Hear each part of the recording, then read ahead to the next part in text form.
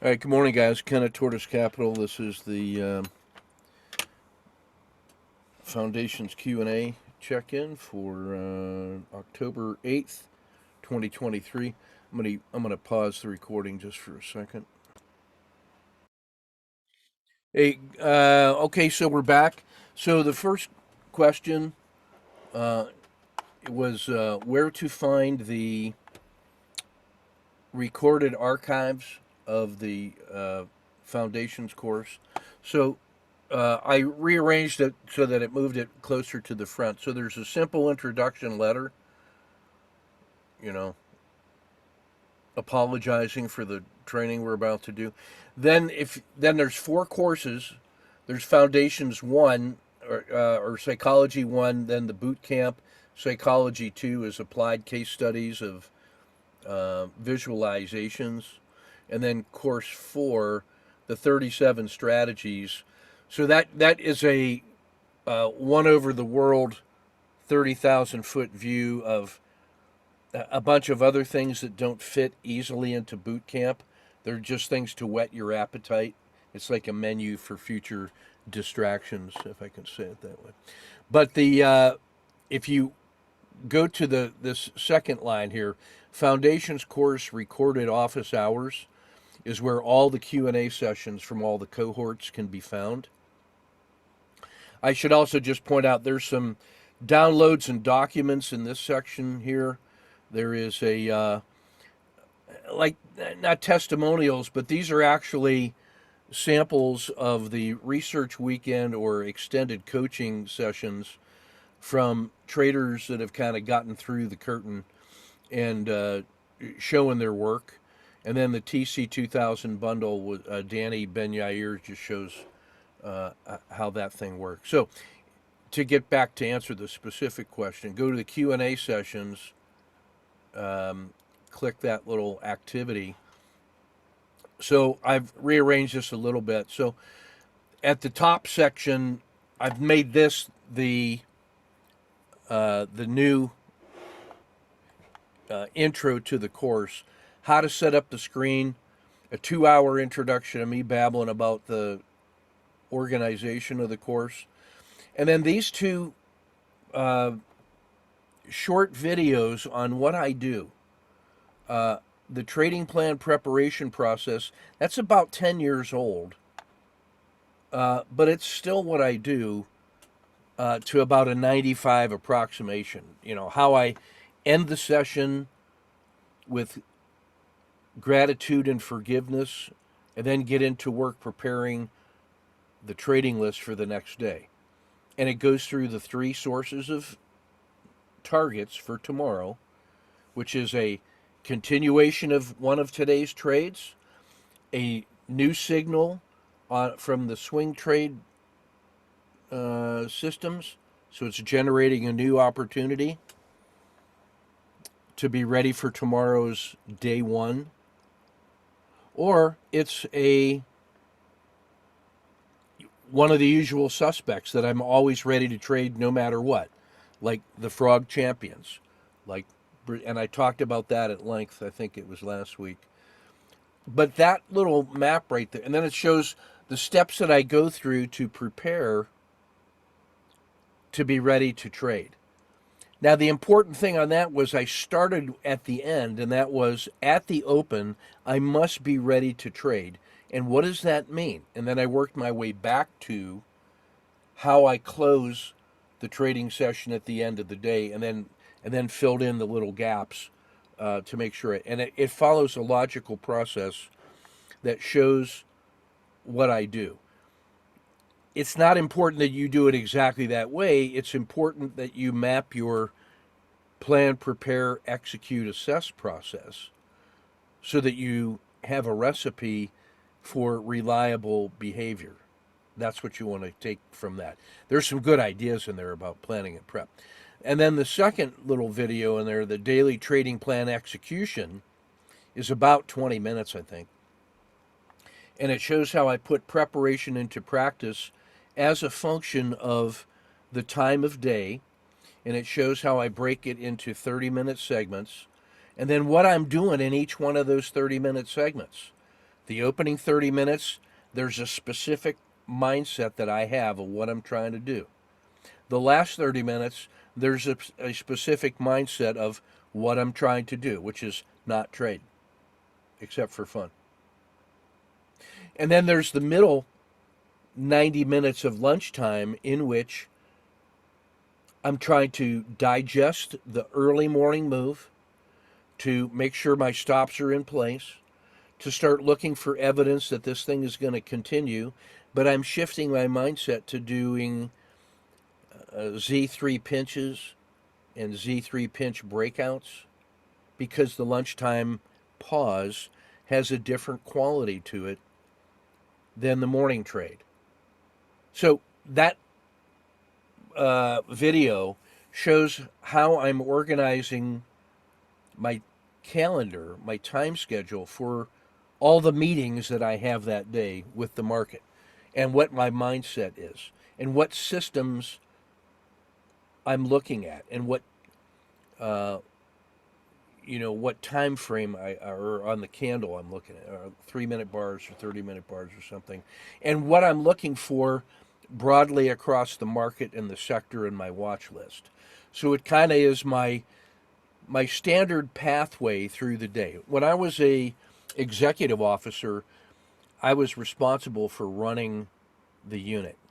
It was a brigade, so we had 5,000 soldiers, and I had motor pools and supply rooms and personnel centers and subordinate unit command posts and barracks all over the place. And I walked through the unit area along a certain pathway in the same way every day to make sure that I saw everything I needed to see at a time when I could make a difference. And so that ritual got me out of the office. It made sure that I looked at everything. It made me prepared for the meetings during the day that I had to do. Like starting the morning in the motor pool to make sure that the leaders were in the motor pool with mechanics and coveralls with their tool sets ready to go, and I could make sure they were picking up parts and hanging parts and get things moving, and then going through the lieutenant's area. And anyway, those two videos are crucial.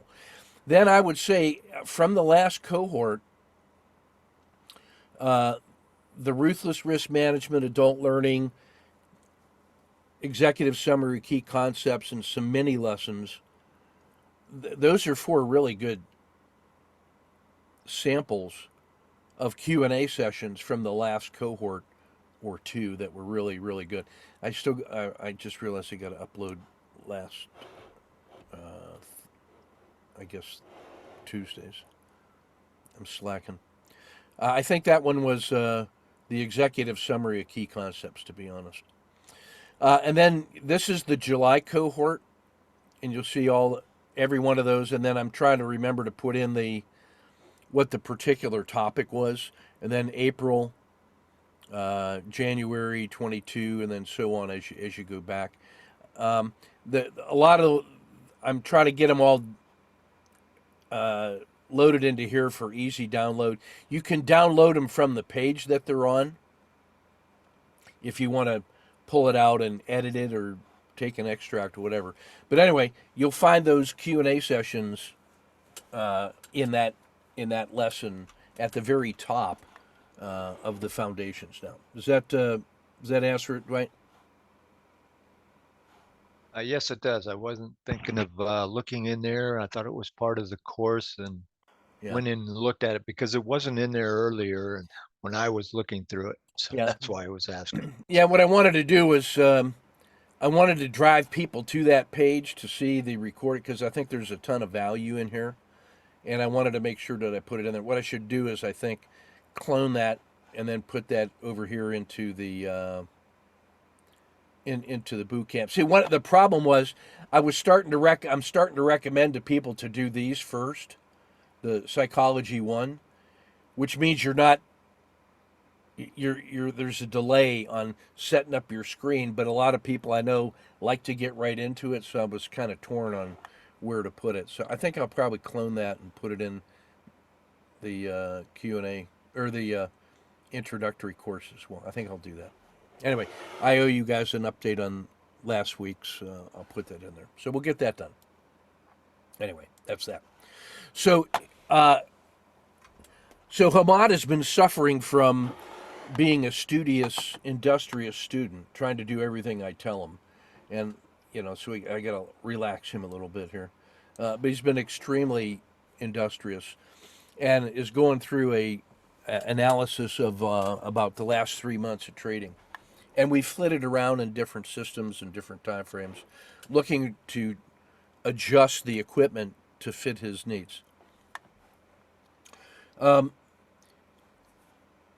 His question to me was, the more I look at my historical trades, the more I realize that additional filters would be required to ensure I enter high probability trades or more accurate entries, and that a perfect entry eases the stress on the exit. Can I shed some light on this topic? What filters do I apply? So I'm going to change the word filter to just rules and just say, look, or criteria. In the literature, there's sometimes difference between, hey, there's a setup criteria, there's a filter, there's a trigger, and all that other. So I want to just say, I've tried to show you everything that I think about when I decide to make what triggers me into action. There's no extra filters that I haven't told you about. I want to start this by saying I'm going to come back to your point and say, yeah, seriously, it's important to follow simple entry rules perfectly. But what we want to do is not make that harder than just jumping off the pier into the water.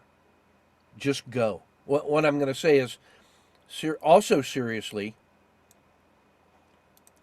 entries are not important. They're not important at all.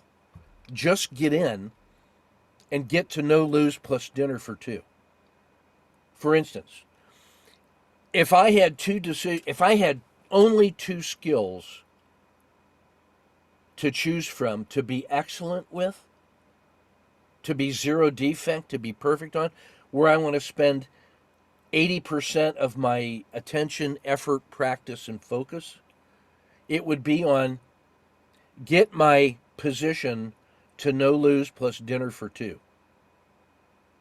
and spend 20%, almost no time, on trying to refine the entry that preceded that. Because the perfect entry doesn't mean anything until you've solved the more important problem, the existential problem of getting your personal risk out of the trade. The way you get your personal risk out of the trade is get your stop from the initial stop, which was properly calibrated and placed and in the market, will never be lowered. It'll only be adjusted higher. So the initial stop is good. The initial stop is part of the entry. But the existential threat is to your capital. And you don't eliminate that risk until you get your stop to no lose plus dinner for two. Now, all of the stress disappears because you don't have an existential threat anymore. And you've now turned this entire trade into a science project that you can hand off to your assistant manager, your newest trade manager. I want you to think like a franchise owner at McDonald's. All right? And you've hired a new kid to manage the franchise, and you want to be able to walk away and enjoy your life and know that kid's he can't hurt anything. That's what no lose plus dinner for two is. You've taken your risk out. So the entry doesn't matter at all compared to the importance of that. Now, once you've got no lose plus dinner for two, the entry doesn't matter at all because you're already in and your risk is out. And what matters is all the subsequent adjustments to your stop until such time as the trade exits, which is going to be a rule that you're going to pick and that you're going to follow. And you're going to follow that rule ruthlessly, which means that you have to have that written down and ready to go so that you're not thinking about it and trying to overthink it and overrule your own decision on when to get out, except to get out sooner. We're always going to respect getting out sooner because that's a decision you make in the heat of the moment, and you're the man in the arena, and we're never going to second guess that. We're always going to remember Robert Gardner's advice to us. I would rather be outside the trade wishing I was in than inside the trade wishing I was out. So,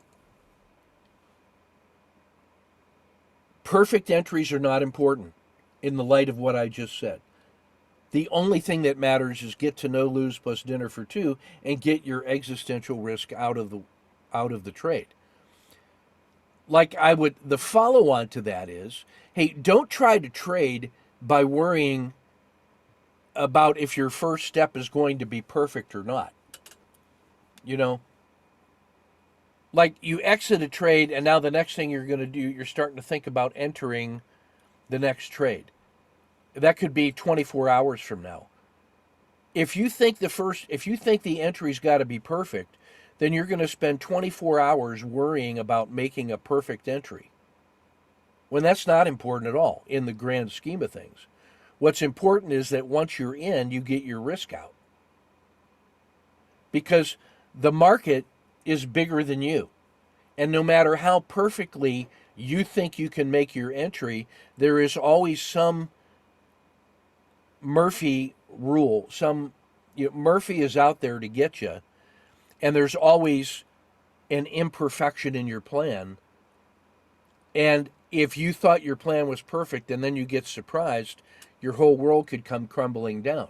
And if you actually thought you had a strategy for a perfect entry and it worked the last 100 times in a row, I mean, it could happen, then you might be trading at a size that is all out of proportion to the reality that the market is a complex, adaptive, mysterious system that's ready to get you with something you haven't seen yet. There's a 5R loss waiting for you, no matter how perfectly your rule set applies to the previous trades. That's the danger of backtesting.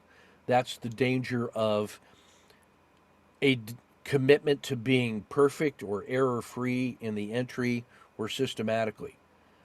I take the philosophical and psychological position of a street fighter, of a jungle animal, of a trapped, cornered rat that I've been getting cheese and now they trap me.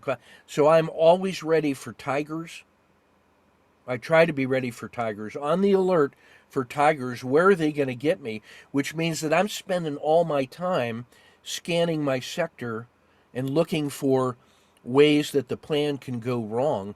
I'm adopting the mindset of high reliability organizations which do a good enough job with their plan as best they can, but spend all their time expecting the plan to fail, looking for malfunctions, having multiple layers of protection, and then ruthlessly hunting out errors and then trying to fix them as quickly and effectively as possible and moving on to the next situation so they can come out of that alive.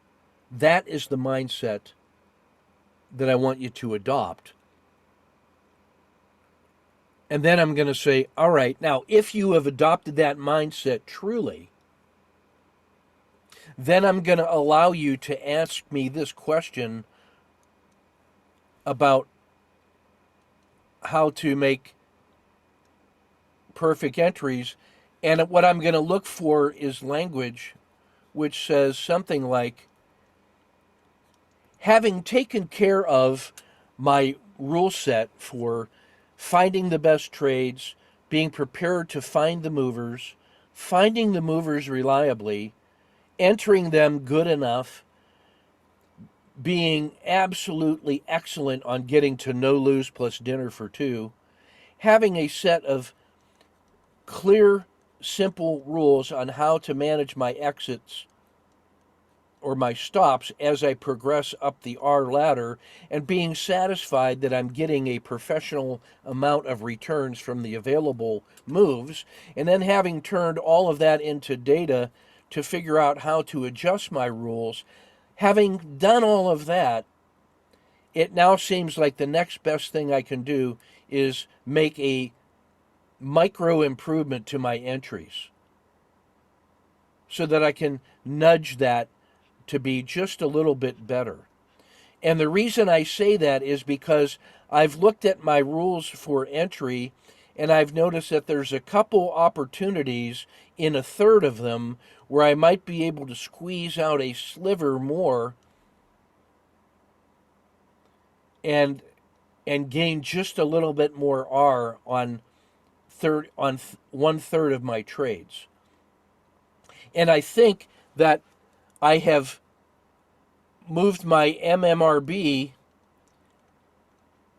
I've already made that as small as I personally and professionally can, and there's no more room to squeeze. And so I've already exhausted the opportunity to improve there.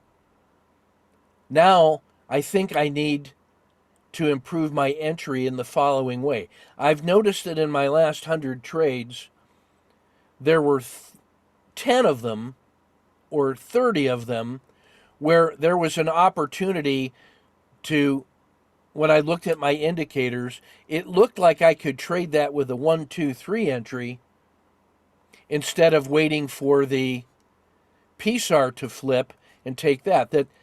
And the reason was that the rebound at the very last bar that I was in was a massively large bar which hit the bottom and then moved way up the stack to here and closed. And I noticed that it moved 2 MMRBs before it ever got to the dragon and the PSAR because the size of this bar was so large. I think I can actually trade that entry and take advantage of that 1 in 10 or 1 in 20 opportunity. And I'm thinking that I want to add that entry to my standard rule set. Now, if you had said that to me, then I would say, it's clear to me that you're not in search of a perfect entry that'll solve all future problems, but instead you've done all the prep work for the parts of the trade that are most important, and you've identified an area in the entry where there's an opportunity to trade that you think is reasonable that our rule set does not account for. Or you've said, hey, it looks to me like these 5 criteria of the owl are getting me in too late in the trade, and then if I go with the SSC, I think I could trade it. That's an improvement on an entry.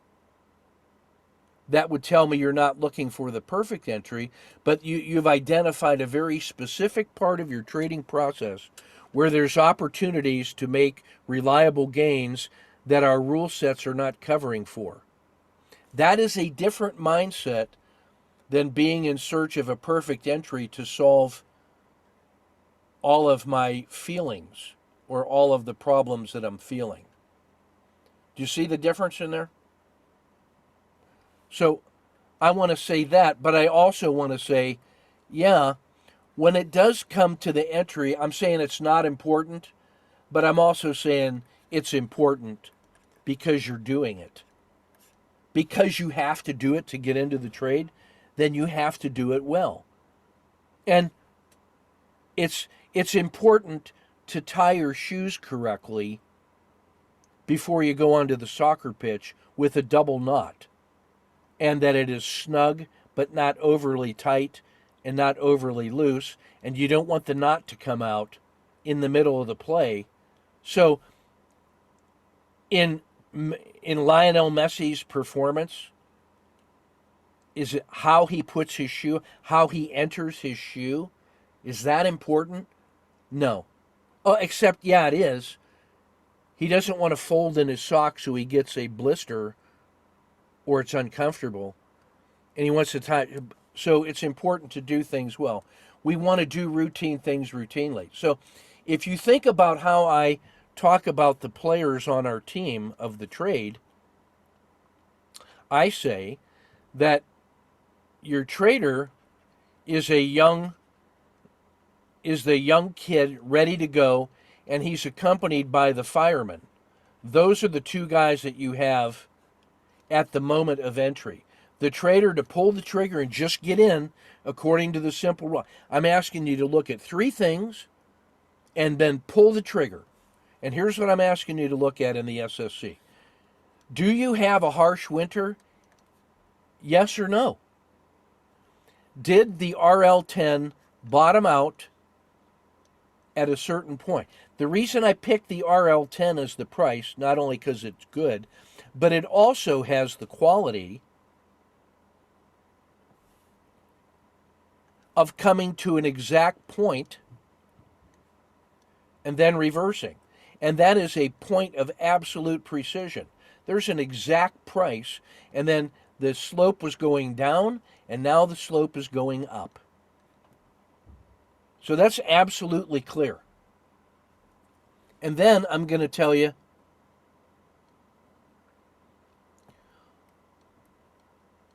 because there's a harsh winter, mathematically, the PSAR is up here and it's descending.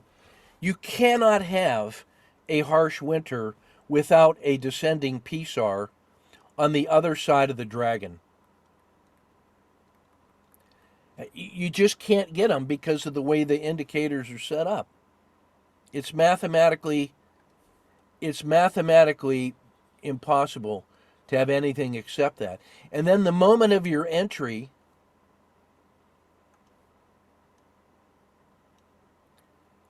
is the RL10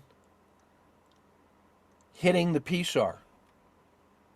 Now, the only place that I'm going to allow you to adjust is you might decide when the RL10 leaves the dragon. I'll let you get in there.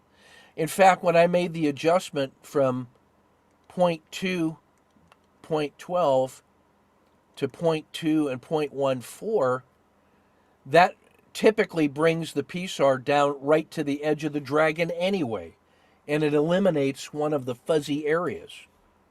See the previous discussion we had on that. So you asked me what filters I apply on the entry for an SSC. For the SSC, that is exactly what I do. Nothing else.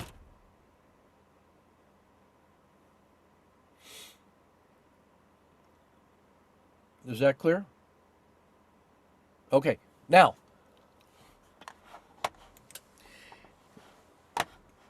before you start monkeying around with that and trying to make that even more perfect, here's the things that I want you to worry about. And I don't want you to worry about them, but I do want you to do them.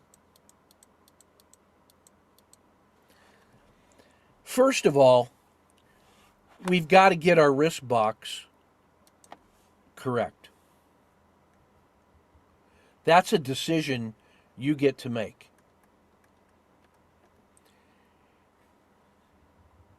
Here are some choices on finding the right level of risk. The one that you pick is your MMRB. What you're searching for is your minimum manageable risk box. And that's the one that says, I never take more than one execution risk loss. All right? And that includes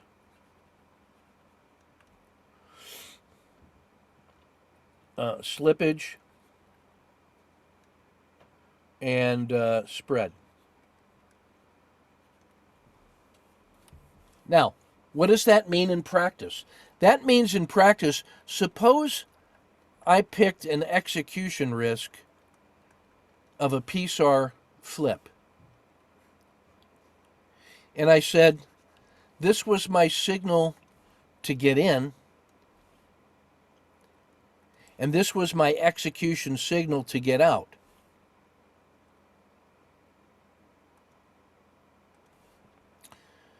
And okay, so I got in, and now it starts to fail.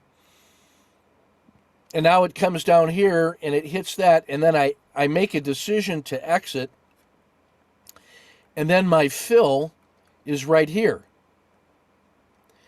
This little extra piece of loss comes from slippage and spread. And so you end up, if you set this equal to 1.0, then you probably just had a minus 1.2 loss. And now you realize, oh crap, I took more than a 1 hour loss and Ken's going to beat the crap out of me. So then you tell yourself, I'm going to come in and start exiting here. This is the noise. This is purely the yellow zone. There's no indication in here. And this is the second time that we've had this discussion. This is the yellow zone. There is no signal in here to get out. If you make a decision to get out, then you are jumping at noise for no reason, for no evidential based reason. This is the price level you get. So I'm telling you, set that equal to 0.3 or 0.6. And then your MMRB is the full 1.0. When you know that your 1 hour loss is way down here, and you know that this is noise, you can wait to see the actual execution signal to get out, and then accept whatever the slippage and spread is that's associated with your target, and you know that you're not going to have so much that you're going to take that much of a loss. And now you have an absolute rule-based exit signal, and you have trade architecture that ensures that you can honor your MMRB.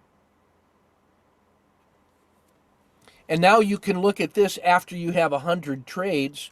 You can look at this and say, it turns out that when I set this as my MMRB, my average loss is about 0.4,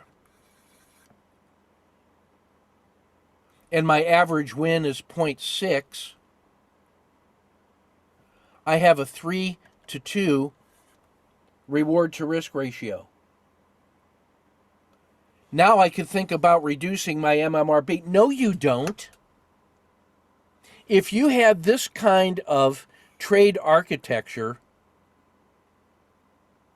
and you have enough evidence that you got positive expectancy, half your trades are winning, half your trades are losing, your wins are winning 3, your losses are losing 2. You have, and over 100 trades, you have a positive expectancy system that you can build on forever. And then instead of changing any of this architecture, all you do is increase the dollars at risk per trade to grow your position size so that you can earn more money per trade. Don't change the architecture, because you have evidence that you can trade that routinely in a boring fashion. Check or hold.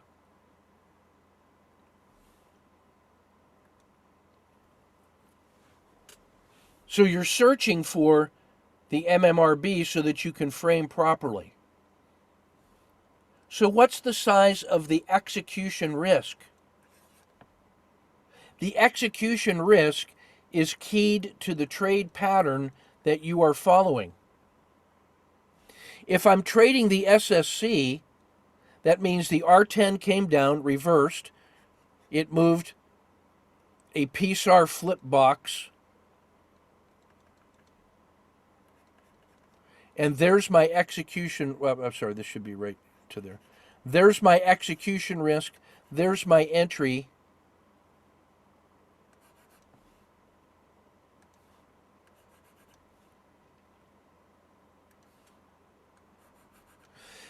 This price right here is the one that tells me I got to get out. So my risk box is that big. Execution risk. What if I, instead of the SSC, what if I take the owl, which says I must see 1, 2, 3, and now I must also see the dragon has to curl up. That's 4. And the RL 30 must also curl up. So I have 3 criteria in the SSC. I have the same criteria for the owl, but the 4th criteria is the dragon is curled up and the RL30 has curled up. Then I can buy it here. The size of the price that invalidates the owl is the same price that invalidates the SSC. So the size of my risk box is here for the owl. Same execution risk. And now if I let it come this far, maybe if I set that equal to 0.3, then the size of my position sizing risk box is bigger,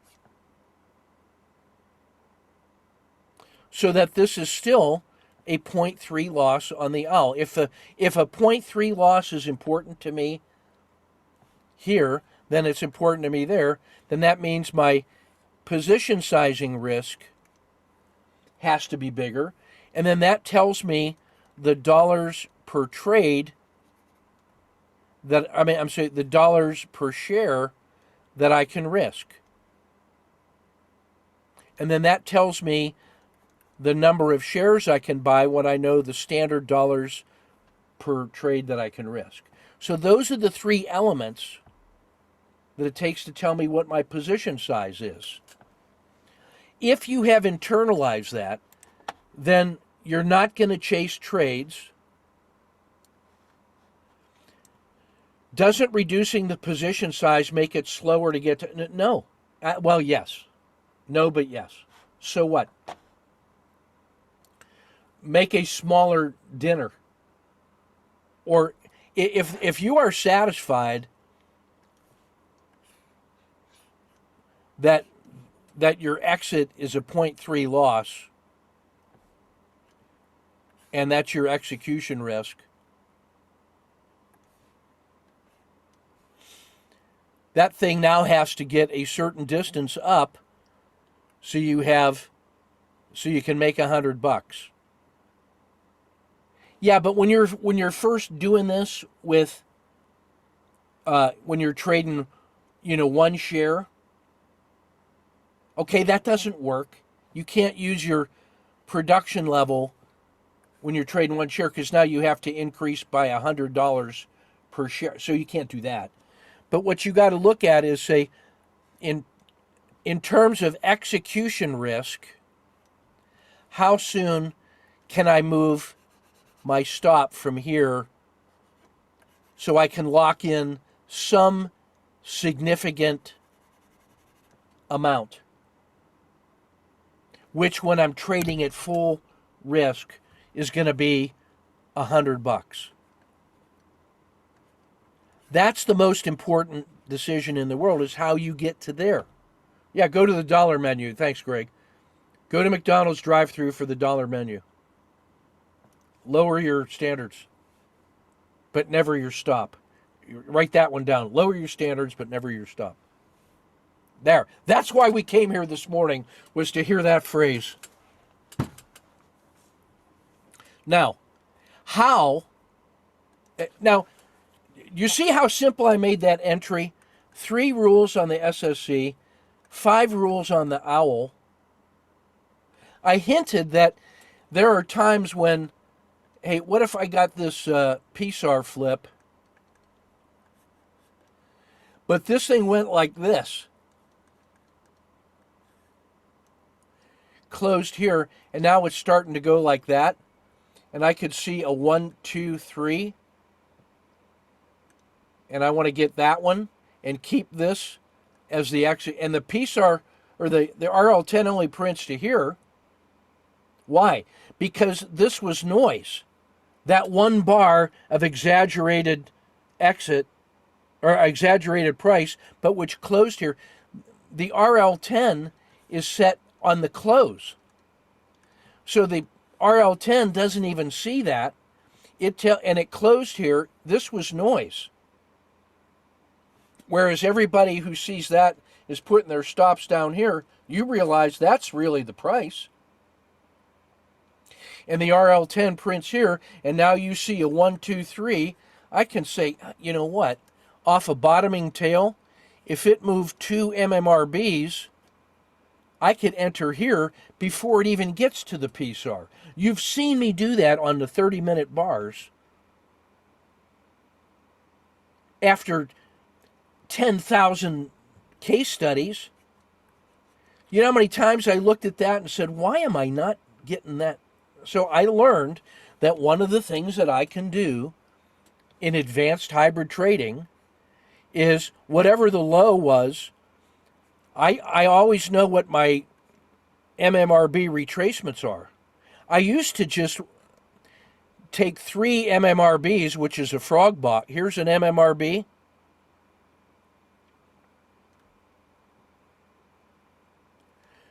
Let me show you. Let's suppose that this was the average range of the last 30 days, was that many boxes.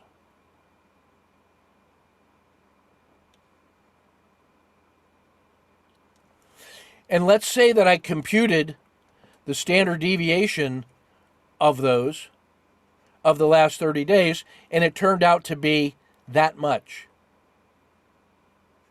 That means an average range plus a frog box is my range stat. That is the max reasonable intraday move.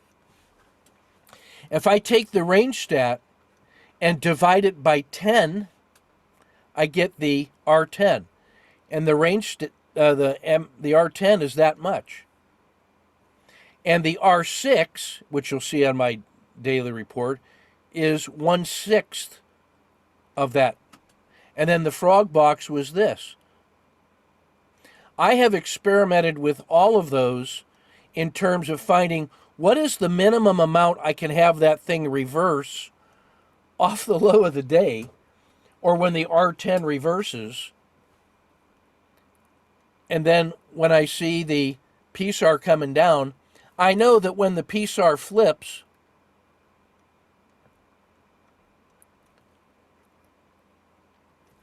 I can take that trade safely if this was a harsh winter. I know that I can enter there, but I also see that the low of the day was here, and because it was that huge bottoming tail, I start building my little MMRBs off of that, and maybe only one time out of 20 does that happen where I can get an entry on a 1, 2, 3 right here. Maybe that's the case. But I'll take it because I know I can, because I know that my MMRB is here. And I know that if I entered here well before the PSAR and it fails, I'm going to have a collapsing dragon anyway, so I don't care. And it's going to be like that big bottoming tail. So that's an adjustment to the entry that is now a rule for advanced hybrid trading, advanced day trading. In the Foundations course, we're learning the SSC, the Collapsing Dragon, and the Kata 2. Why? Because 80% of the time, that's going to get you what you need. 20% of the time, I get some weird collapsing tail that reversed intra-bar and comes up to here and then gives me this and gives me that. And I just enter right here and I put a frickin' MMRB on it instead of the low of the day. Because I know where the PSAR is going to flip. Because it's going to flip and turn right there. Or maybe it's going to be up in here. I don't know. But I know that I can manage that risk, and that bottoming tail is one of the 20% exceptions to the rule. So don't do that until you have 1,000 trades on the SSC, Collapsing Dragon, and Kata 2. You know where else you can do this R10 and go? Or a 1, 2, 3 entry? Is the market closed here,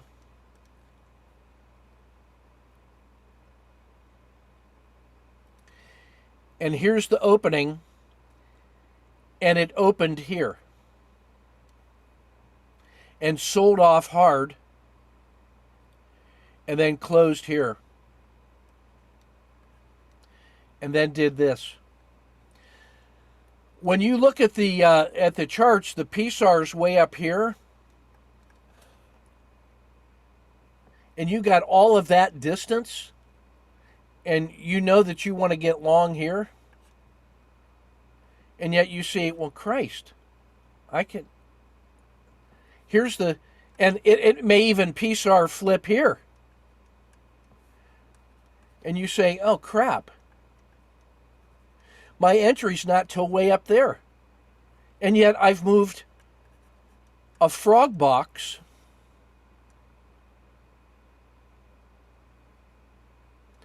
which is typically 3 times an R10. It's already moved a whole frog box off the low. And I got a lot of evidence that says you can enter that at a low risk entry.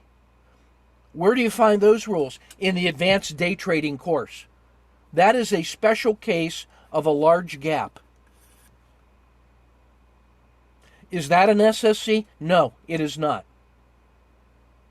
So when you see a large gap, until you've mastered the SSC, don't trade them with SSC modified rules in the moment.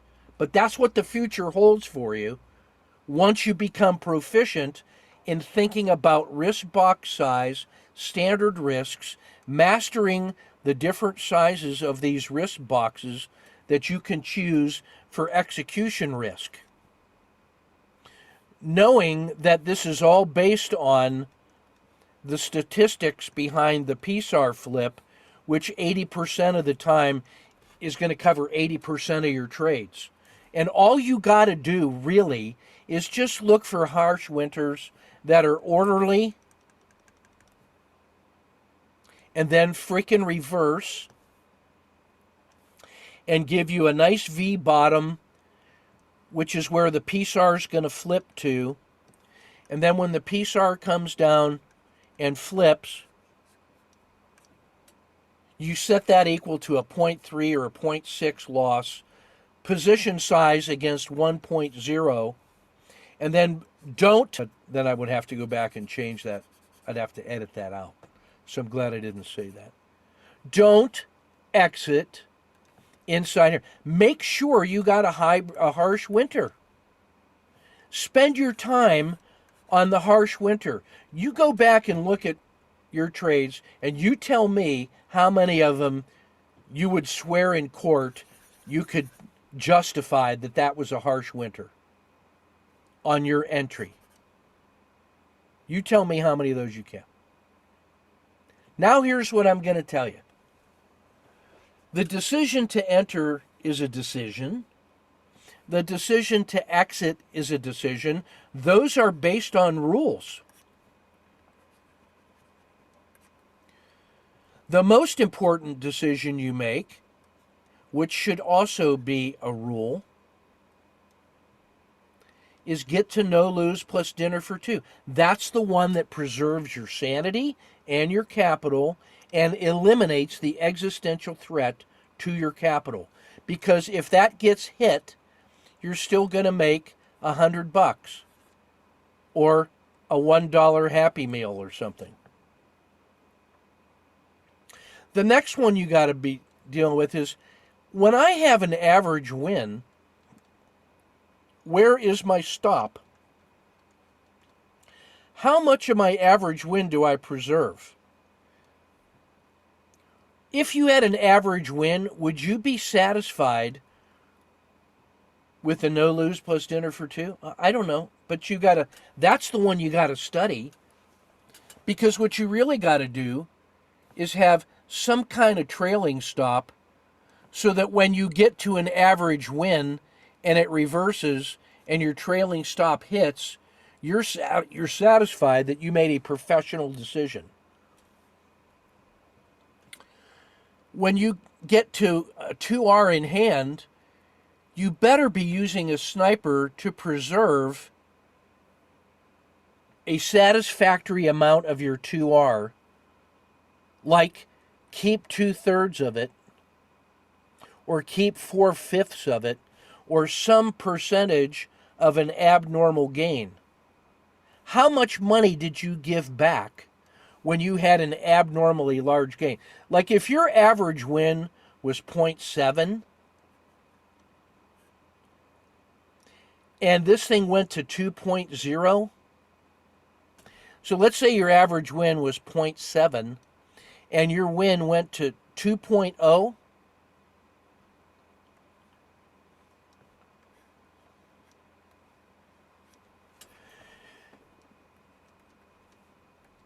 you know what a 2R win represents to you if you have a 7 of an average win, 0.7? 2 average wins. So how often do you get to 2.0? 1 out of 10 times? Are you telling me that if you got to 2R win, you would be willing to give back 2 average wins because you think that one's going to go to 10R? You're out of your goddamn mind. You better decide how much of this abnormal, this is extra win, how much of your extra win are you willing to give back and never let it go below an average win? How much of this is your money? So that's why you got to decide what your trailing stop is and decide at 2.0 if that's the official abnormally large win. How much of that are you willing to give back? Here's things that you can do on the way up to this.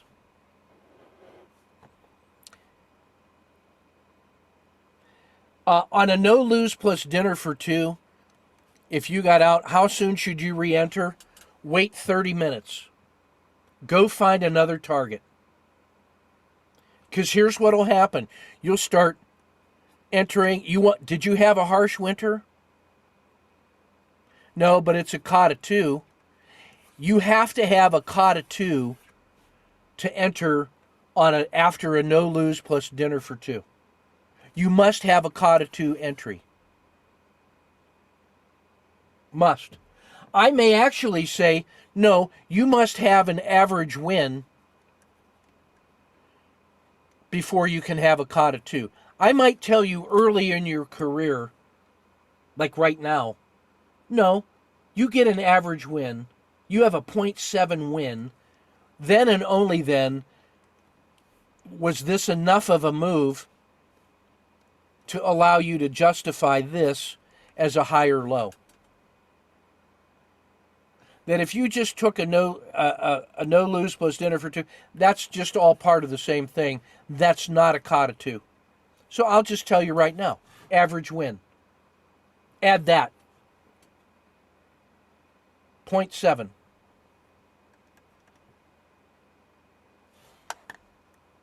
Then you can have a re-entry with the kata 2. Done in one. Eliminated all discretion. What we just did was we took a lot of little trader judgment and we turned that into a binary rule and said, that's yes or no. So when you get a 0.7 win, then you can execute a kata 2. So now you know how to get into an SSC, you know how to trigger a CD, and you know what you have to do to trigger a kata 2.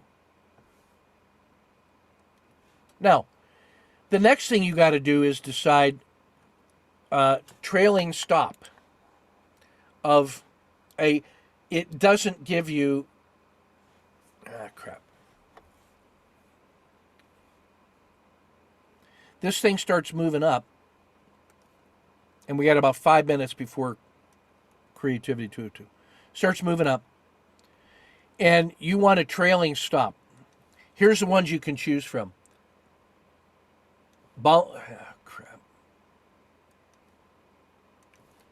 Bollinger Band main, PSAR. I think your MMRB is probably too tight, or your initial risk box. Probably too tight. PSAR, Bollinger Band mean, which is the middle of the river, that's a 30 SMA 30. That's really wide. The PSAR, because the PSAR flipped. The dragon probably turned and looks like this, right? Because your R10 did this. It entered the dragon, it crossed the dragon, it hit the PSAR, and then you were able to enter, and your initial risk was down to the PSAR. So you could trail with the PSAR, you could trail with the SMA 30, you could trail with the lower skin of the dragon, the upper skin of the dragon. All of those things are rule-based managerial exits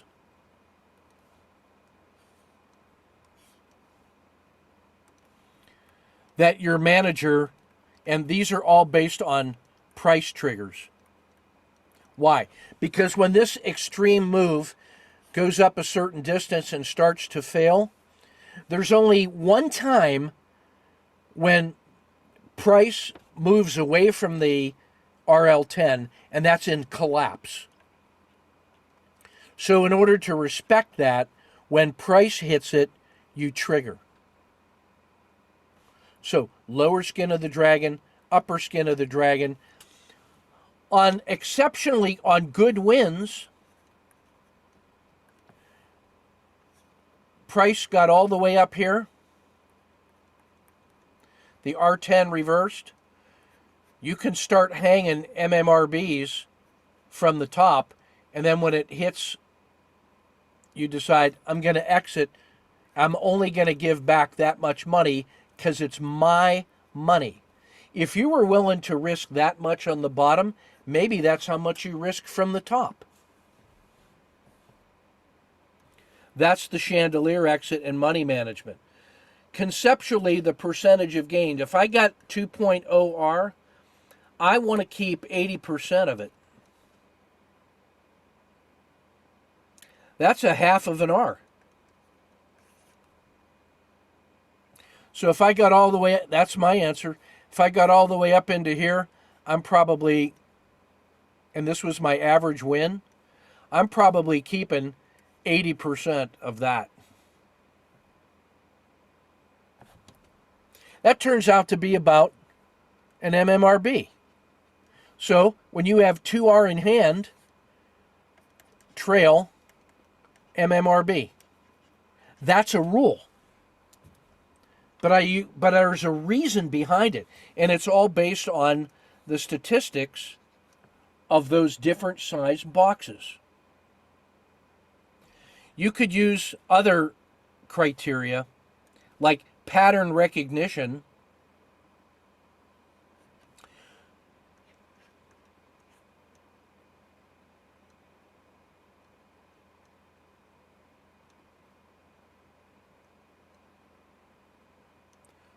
Exit.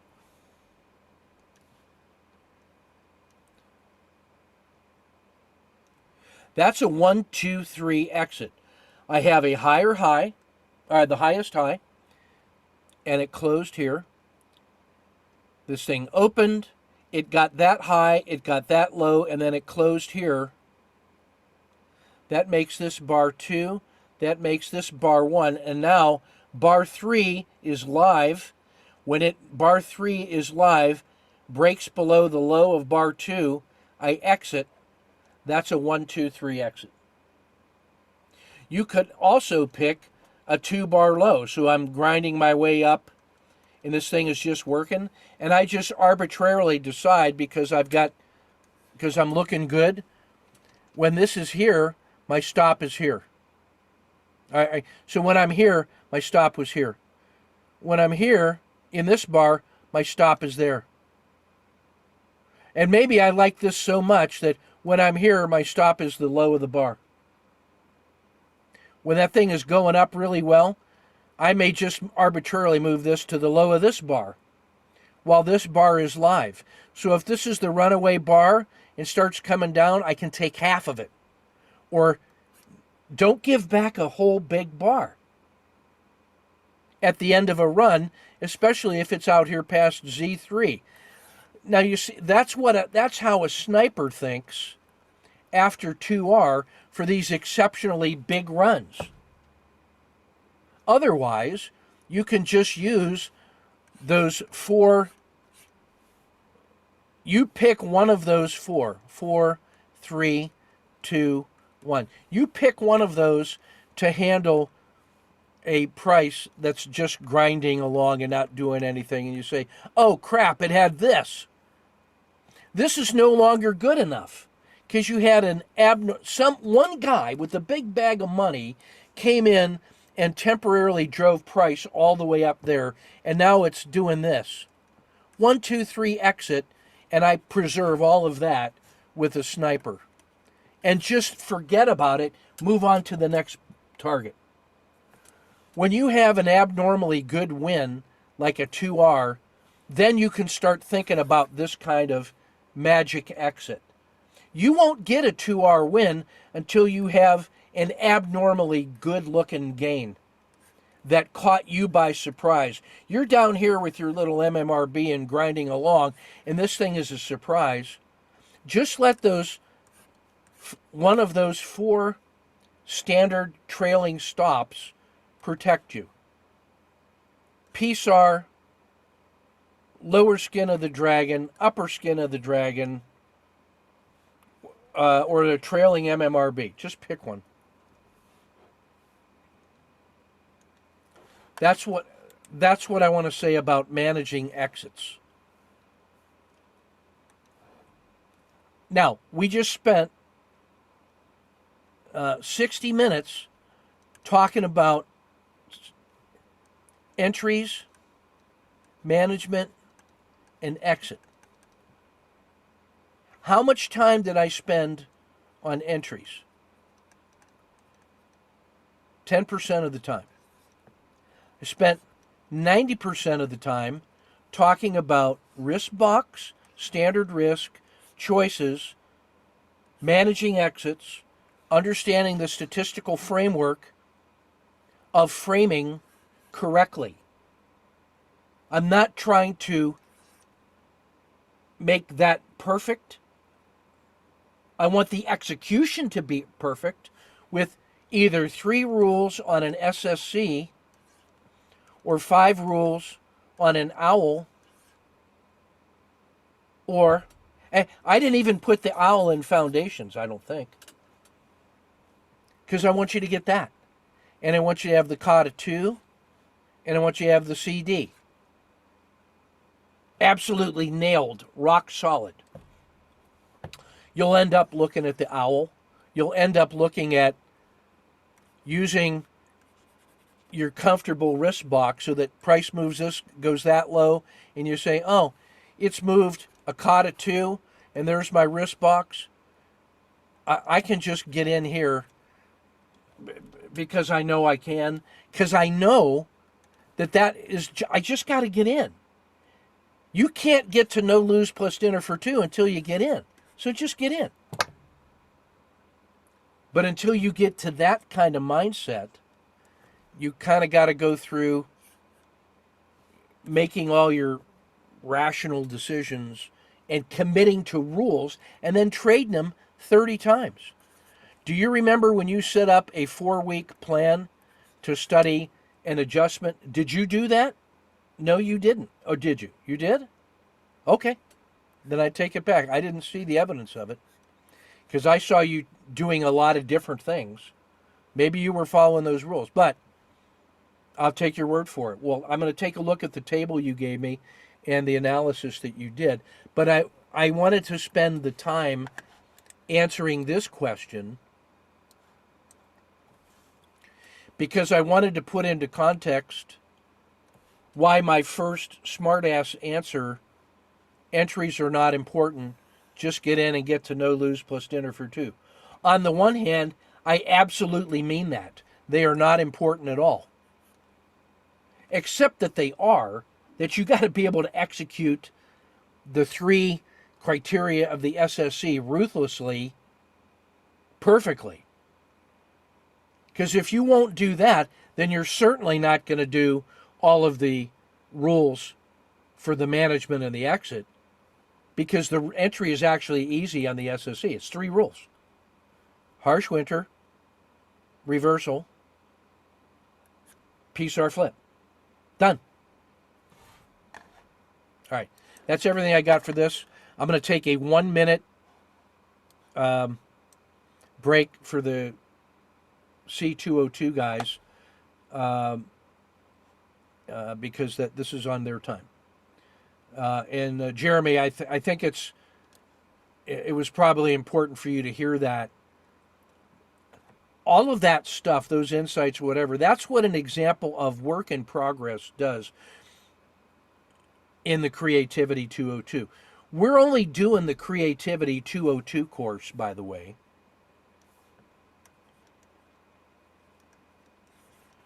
to generate energy of creativity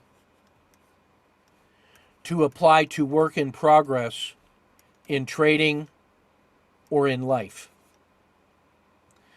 Creativity 202 uses story and narrative science to reliably generate new perspectives about the elephant in the room. It requires you to adopt different points of view and to shift perspectives about critical states in order to better understand them. That's where the energy is generated from, is that all of these different perspectives that you are adopting allows you to generate energy and allows us to understand a little bit more about the existential challenge of trading or whatever work in progress you want to improve on. So it turns out that when you put a bunch of traders into Creativity 202, it is not unusual that their work in progress is related to trading. And when they go out and do the exercises and come back and they report about their aha moment, about their work in progress, it's because that the exercise, the story that they followed, and the exercise that they did, when they apply it to their work in progress, they see a new way to handle this thing that was giving them a challenge. And so Creativity 202 is not about trading. It's about the use of story to generate energy to solve difficult problems in new ways. But it is about trading when you're trying to solve problems about trading or foundational insights into yourself and your identity and your life. It's not unusual that the Creativity 202 aha moment has to do with something in your life about a fundamental assumption that you were making about who you were and how you think. And it turns out that when you change that assumption, you end up changing the way you think about trading.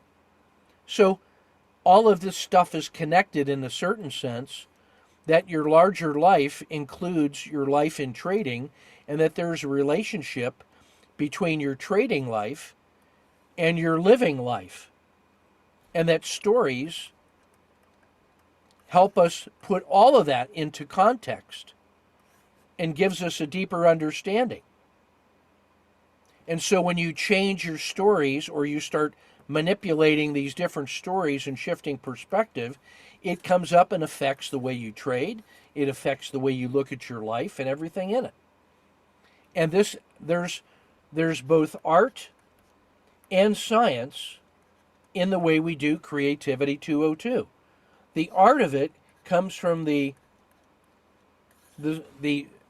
narrative true storytelling of David Bogie, which comes from indigenous ways of knowing, worldwide indigenous ways of knowing. How have indigenous peoples over the millennium used storytelling in a spiritual way, in a social way, in a personal way, to make sense of their life and the world around them? David Bogie is the world's leading scholar on that, and that is an artful treatment of story. The science of storytelling comes from Angus Fletcher at Ohio State, who has used story science in the Western sense to reliably increase measured creativity, and then the craft of how to do it is the small piece that I've added, which is how to blend the work of Bogie and Fletcher in true story circles using story science in a practical way to reliably increase both our creativity but also our professional skills. So when you look at the Henry Mintzberg School of Management, he says that leadership and management is not a trade-off between art and science. It's a trade-off between art, science, and craft knowledge of how to do things. And that is procedure, process, concept, checklists, learning, Kaizen in the Gemba, continuous improvement, industrial manufacturing. That's what I add in Creativity 202 to the scholarly work of Bogie and Fletcher. I'm a postdoctoral researcher with both of those guys, but I'm also a co-researcher with them on important scholarly matters. So that's the transition between Foundations to Creativity 202. I'm going to just roll the tape and shift to Creativity 202. I think what I'm going to do is I'm going to come back in 1 minute for Chunlong and Jeremy, so you guys get a chance to take a break. You other guys are invited to come back and listen if you want, because you suffered through a long and painful Q&A session, and I respect the effort. So let me take 1 minute so this video starts to process. It will come right back to this room in half a second. We're going to go through Creativity 202. Aho, as it should be.